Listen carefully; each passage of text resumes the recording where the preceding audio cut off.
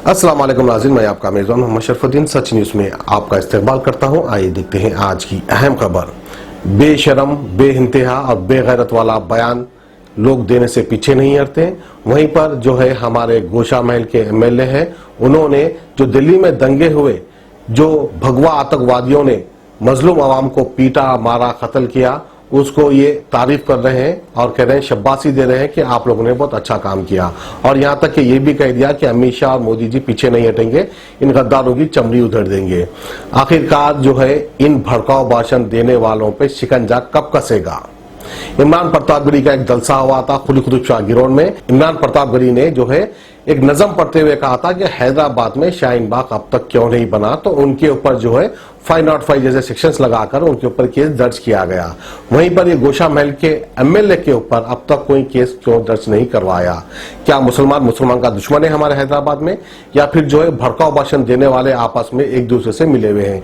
तो आइए गोशा महल के एमएलए का भड़काऊ भाषण हम आपको दिखाते हैं।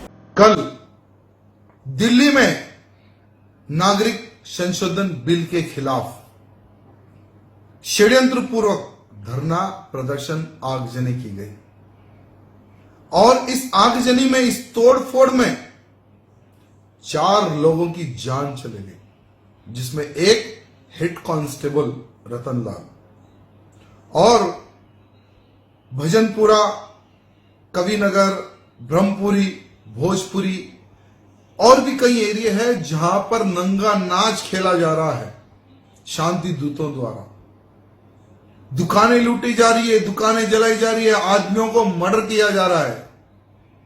ये दिल्ली की जनता को देखने की आवश्यकता है, समझने की आवश्यकता है कि फुकट का जो फ्री फ्री फ्री बोलकर जो काम किया है ना दिल्ली में, ये उसका नतीजा है और देशद्रोहियों को सर पे चढ़ाने का नतीजा ही है।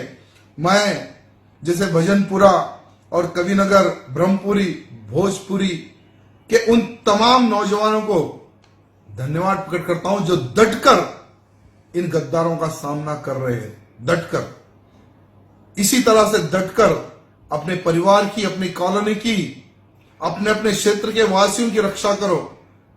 मैं बहुत खुश हुआ हूं जब सुना कि अपने कार्यकर्ता डटकर इन गद्दारों का सामना कर रहे हैं। बहुत खुश हुआ, लेकिन इनको अब छोड़ना नहीं है, क्योंकि देश का वातावरण खराब करने का ये षड्यंत्र रच रहे हैं लोग, गंदा षड्यंत्र। ये लोग सोच रहे होंगे कि इस तरह से करने से मोदी जी, अमित शाह पैर पीछे ले लेंगे। ये तुम्हारा वहम है। तुम जितना नंगा नाच करोगे उतना तुम्हें नंगा भी नचाएंगे यही मोदी जी और यही अमित शाह जी। ये बात याद रख लेना। भारत देश में छुपे हुए गद्दारों को कहना चाहूंगा, मोदी जी ने सीना ठोककर कहा है कि भारत के मुसलमान को डरने की जरूरत नहीं है, फिर भी भारत का मुसलमान बेवकूफ बनकर, जानबूझकर इस तरह की घटिया हरकतें कर रहा है। जान लो कि आज मोदी जी खामोश है, इसका मतलब यह नहीं कि कुछ नहीं करेंगे। तुम लोगों की खाल उधड़ देंगे मोदी जी और अमित शाह जी, ये भी बात ध्यान रखो। और जहां जहां पर दिल्ली के आजू बाजू के जितने भी क्षेत्रों में ये लोग जो नंगा नाच रहे हैं ना, इन गद्दारों को मुंह तोड़ जवाब दो। जिस भाषा में ये गद्दार समझे ना, उस भाषा में इन गद्दारों को जवाब दो। यही मैं कार्यकर्ताओं को कहना चाहूंगा।